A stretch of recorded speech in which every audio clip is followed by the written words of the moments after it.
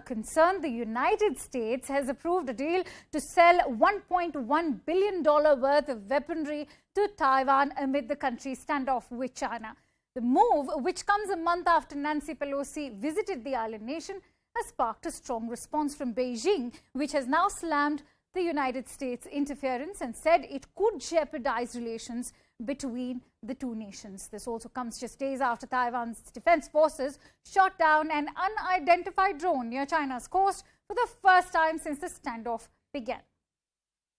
And so what do these developments mean, not just for the Indo-Pacific, but also for the United States? Let's quickly try and get in a sense of perspective from my guest, who's Professor Andrew Yang, the former Minister of Defense of Taiwan. Many thanks to you, Mr. Yang, for joining our broadcast today. Let me ask you by posing my first question. Will the United States support be largely limited to just the sale of weapons to Taiwan? And is in fact Taiwan ready to match up to China's military modernization? Certainly, Taiwan considers Chinese aggression is increasing. Escalation is also increasing, and certainly United States is paying great concern about this situation. So Taiwan is deeply in cooperation with the United States to strengthen our self-defense.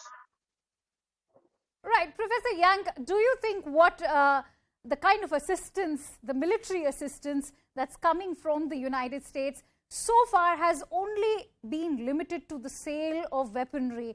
Is that enough effort coming from the United States, considering the latest escalation has only taken place after the U.S. House Speaker Nancy Pelosi visited Taiwan?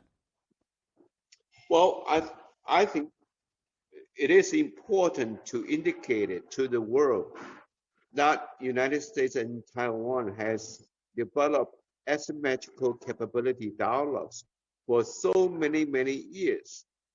And then they already identified areas of concerns, also including weapon systems, to reinforce our self-defense. So I think this is a continuous reinforcing efforts based upon Taiwan and U.S. cooperations. All right, Professor Yang, my last question to you is, China has said that it will resolutely take legitimate and necessary countermeasures. What could these countermeasures mean? And can China actually afford a full-blown war with Taiwan, as has been the case with Russia as far as Ukraine is concerned? Well, I can tell you this.